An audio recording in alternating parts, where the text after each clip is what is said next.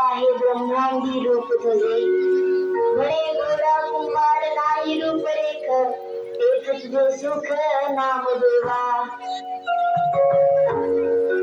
विठ्ठल विठ्ठल विठ्ठल विठ्ठल विठ्ठल विठ्ठल विठ्ठल विठ्ठल.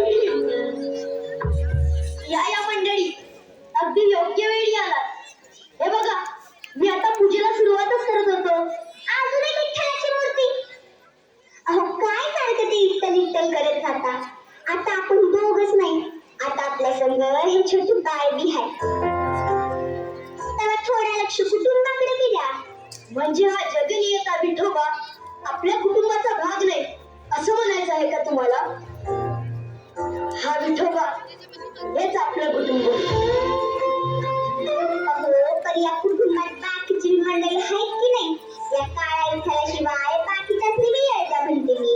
सारखं आपलं ते चक्र फिरवायचं, नाही तर त्या विठ्ठलाची पूजा करत बसायची. दुसरा उद्योगच नाही. तुमचा विठुरा रुगाचाच राग आहे. तो या जगाचे चक्र चालवतो म्हणून आपल्यासारख्या मातीच्या घोड्यांना आकार मिळतो. वा वा, सगळी त्याची कृपा आहे. माझ्या आयुष्यात तुमच्यासारखी पत्नी येणे, आपल्या दोघांच्या संसाराला ह्या चिमुकल्या गोंडस बाळाच्या रूपाने सुख येणे, ही सगळी त्याचीच कृपा. मग त्याला विसरून कसं चालेल? ऐकता ना, त्याला इसरा असं कुठं म्हणते मी.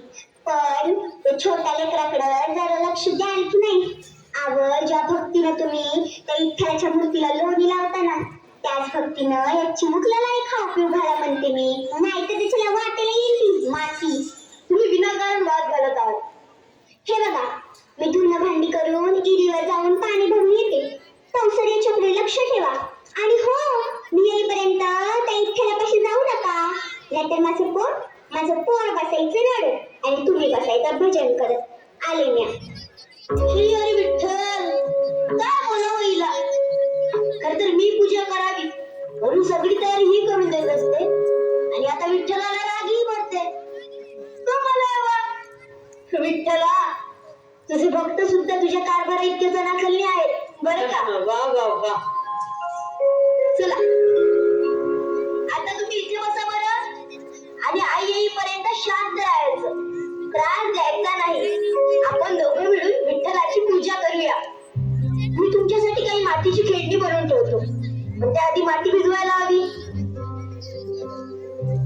विठ्ठल विठ्ठल विठ्ठल विठ्ठल विठ्ठल विठ्ठल विठ्ठल विठ्ठल विठ्ठल विठ्ठल विठ्ठल.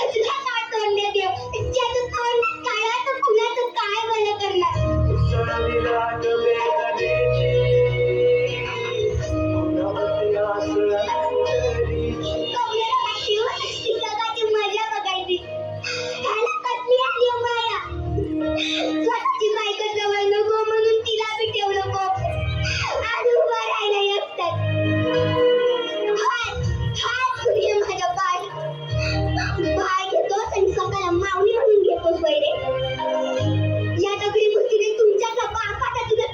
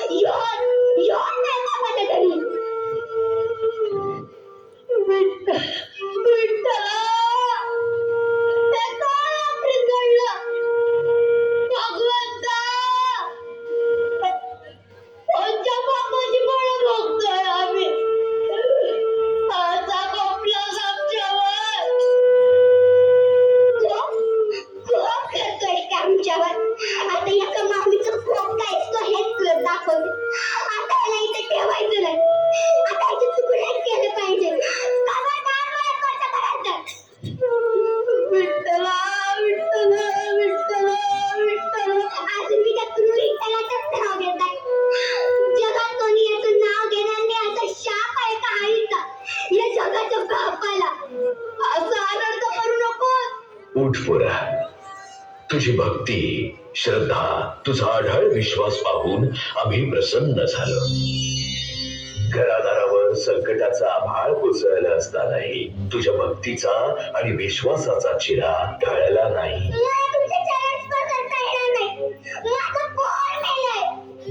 माते, तुझंही भाग्य थोर.